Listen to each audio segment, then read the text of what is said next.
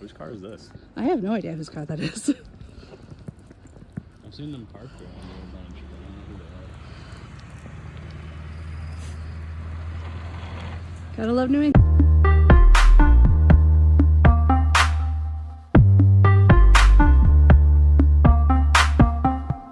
With only 2 hours to go, they called a parking ban.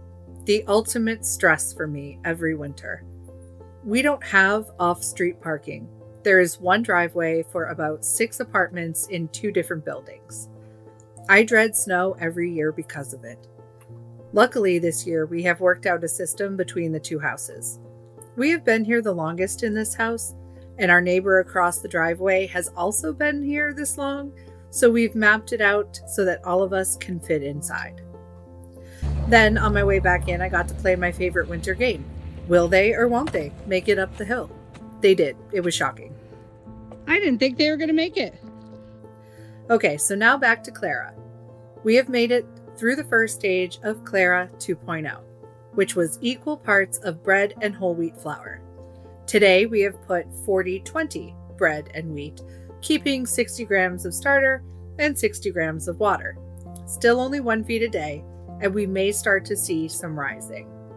Typically, I wouldn't consult chat to do this, but all of the Pinterest and websites so far have failed me.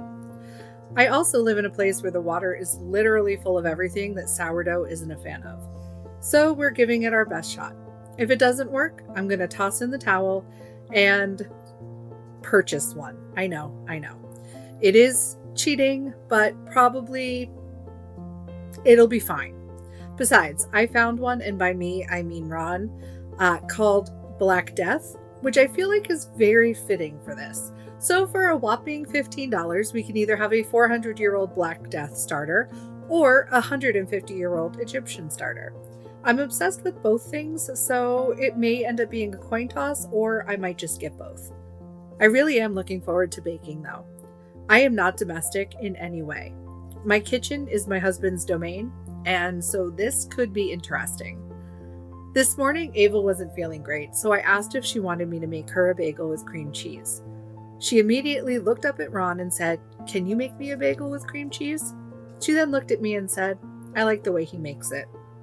It's a freaking bagel! It's okay, though.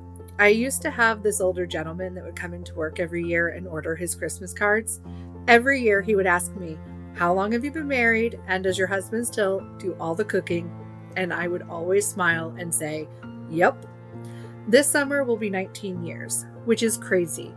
Next year, we will have been together half of our lives. We met when we were 22. I bet the day that I showed up at his house with a sleeping toddler on my shoulder, he never could have imagined where it would lead. We talk about that a lot.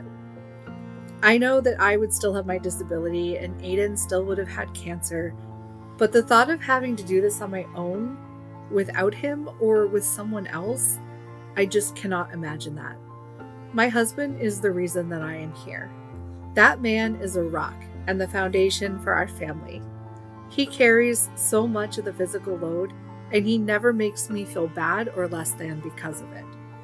Even though our lives are very difficult and we face challenge after challenge, there is no one I would rather go through this with.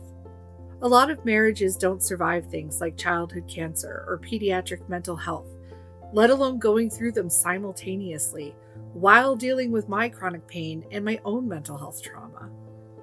It was Aiden that pointed out how strong our marriage is. Not once did we ever think to part ways. We have become stronger, and I know that there is nothing that we cannot face together. So next week when we go to Aiden's scan, whatever the outcome is, we will face it together and as a family.